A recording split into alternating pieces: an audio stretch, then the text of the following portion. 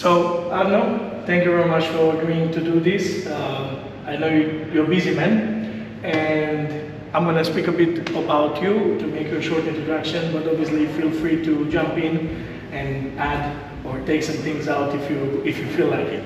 So Arno over here is a BJJ brown belt. Also, I heard that you've done some taekwondo back in the day. A little bit. A little bit over there. And also, Arno over here is the co-founder and owner of BKK Fight Gear, and also AFG Open, the competition that I just competed at the beginning of the month.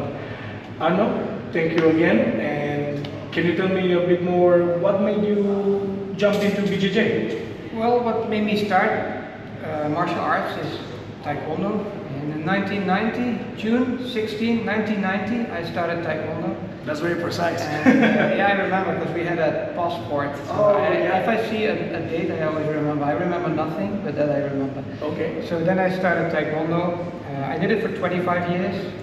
In 1995 or 1997, the first UFC, I was already peeking at BJJ, but I thought it was pretty lame.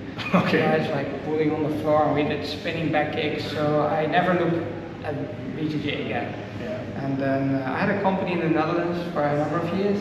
Financial crisis hit, company went bust. We restarted our own brand that we were selling in the UK and the Netherlands. And then I moved to China. There was around 2000, financial crisis was 2009, I moved to China. I still did a little bit of taekwondo in China while building our new company. And then 2-3 years later, we sold the company. We were very lucky from being bankrupt, starting a new business, and then we sold it to a NASDAQ stock-listed company. Okay. So it was a tough 3 years, living on 1,500 euro a month or less in China. And a lot of work.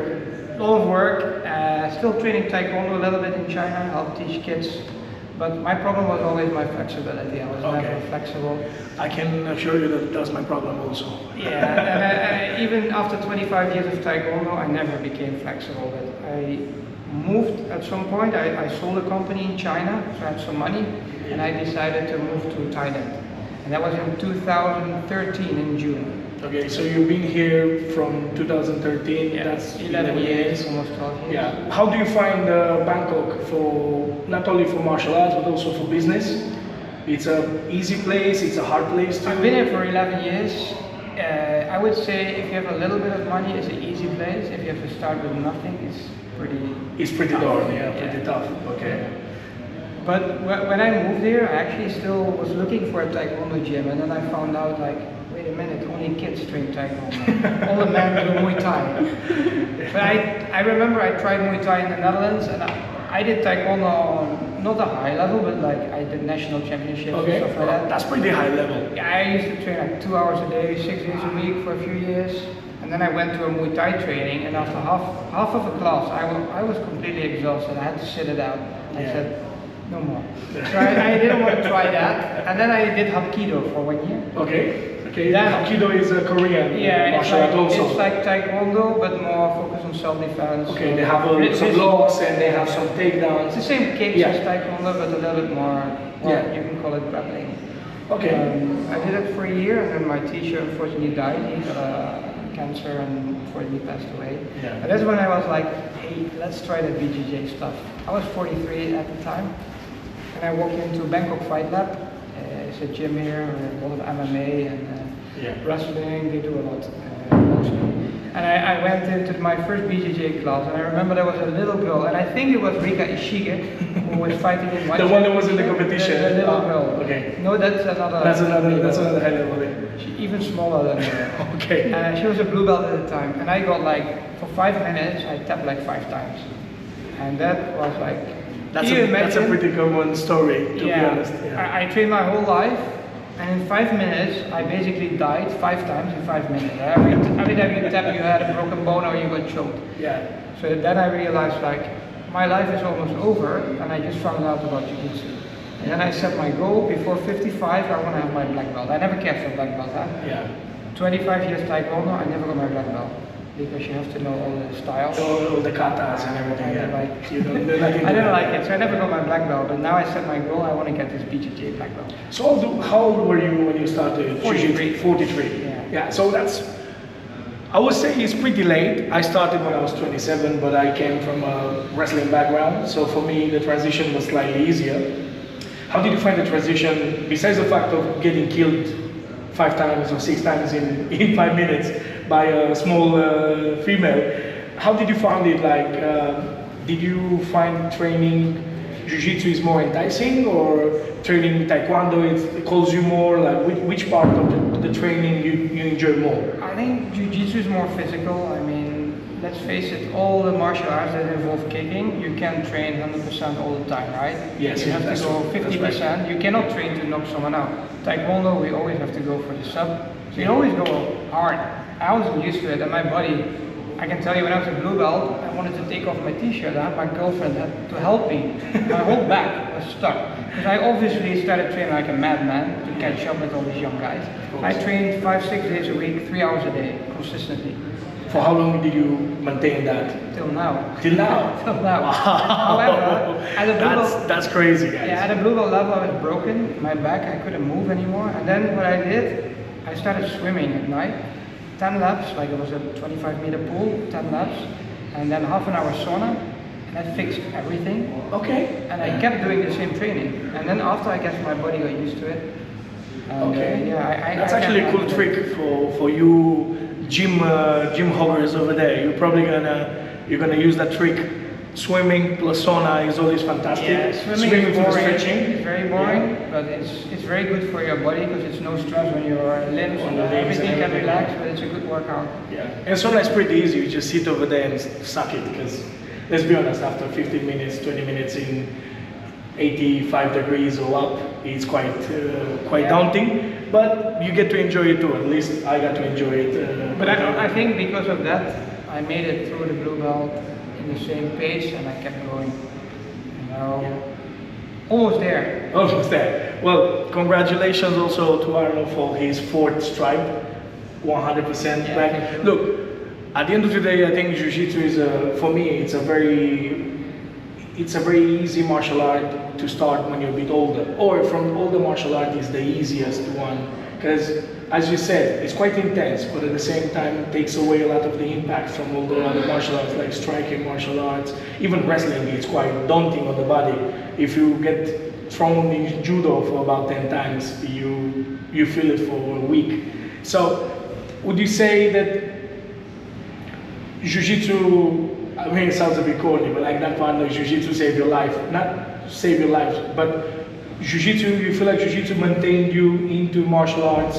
Or Well, if you live in Thailand, when you just arrive here, it's pretty hefty. Well, I lived in Hong Kong and I had my party time. When I sold my company, I had some money in the bank. yes. Probably spent like a quarter of that what I got from my company. And when I moved to Thailand, I was already partied out a little bit, Yeah. but it's still very tempting. But once I started training Jiu-Jitsu, I stopped partying. I only go with my Jiu-Jitsu friends and have a beer after training, you know. But the partying completely stopped, and you also automatically start to look at what you're eating. You know, I still compete every once in a while, so you want to keep fit. So yeah, it changes your life for sure. 100%. And also your mentality, you know. I think if you learn one thing is, one thing I have to say also about Jiu-Jitsu, once you reach your purple belt, you can dictate the pace of your fights. Right? Yeah.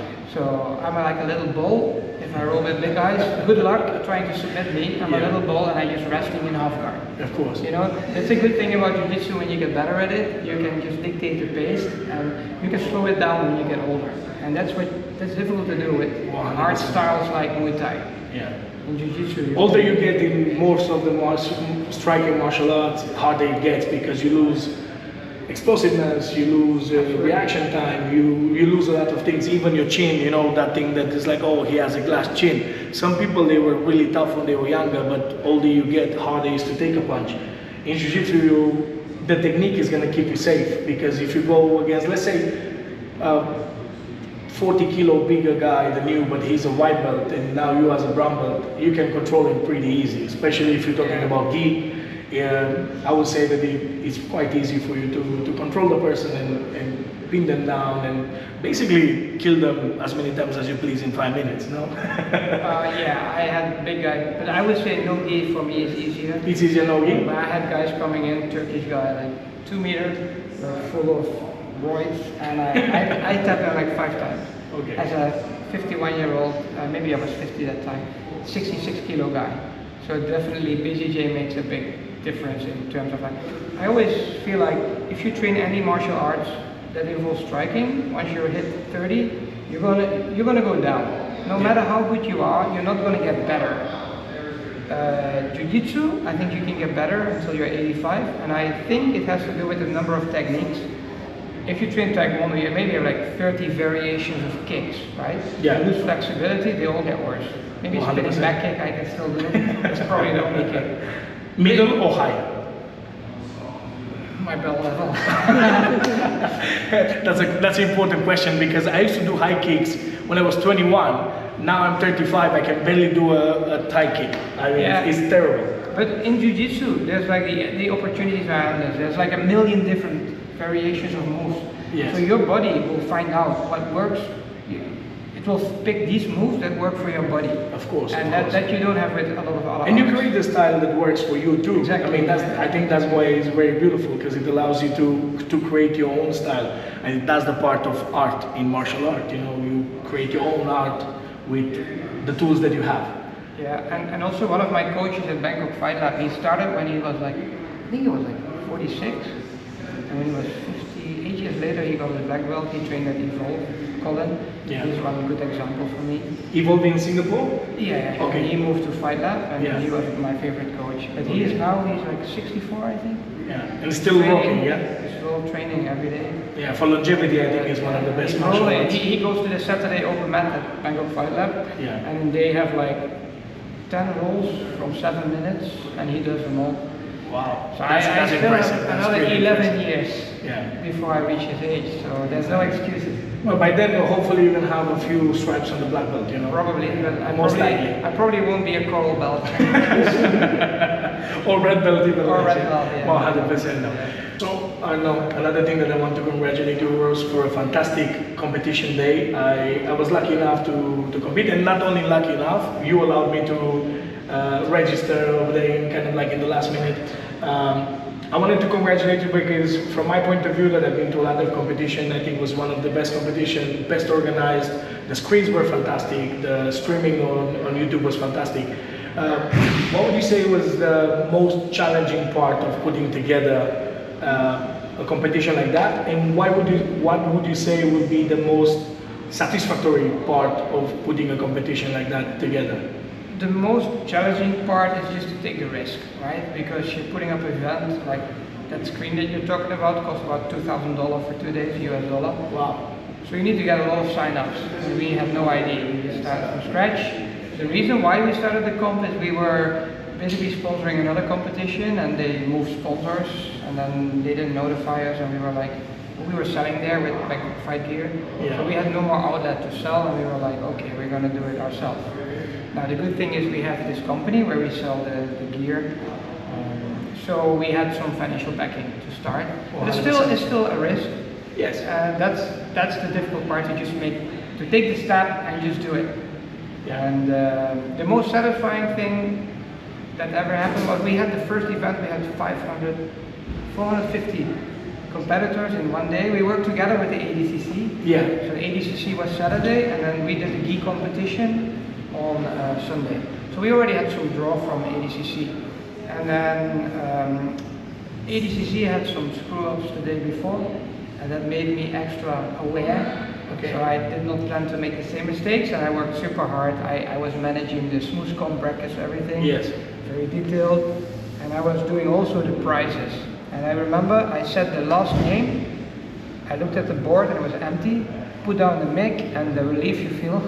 When everything went That you pulled it off, and Yeah. like we were actually like, I think 15 minutes before scheduled time we finished. Yeah. Usually competitions delay a lot. It usually gets really So that was delayed. the biggest satisfaction, and oh man, I pulled this off, big event.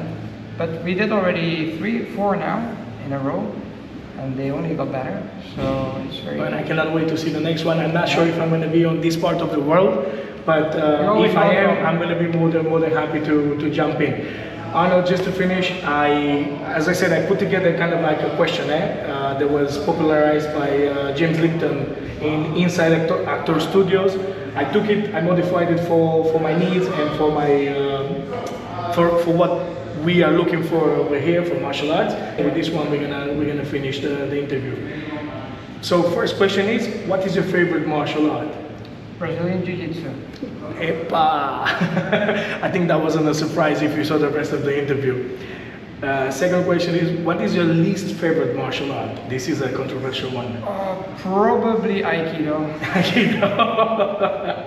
Let's see if we get any hate on the comments. They can come into the gym. They can come and try. Anyone, no matter your size. No matter your size. Awesome. What motivates you? What motivates you? I think my family. I have my girlfriend here, she has a daughter I take care of. That's my big motivation. That's your biggest motivation, 100%. And what unmotivates you? People who are not motivated.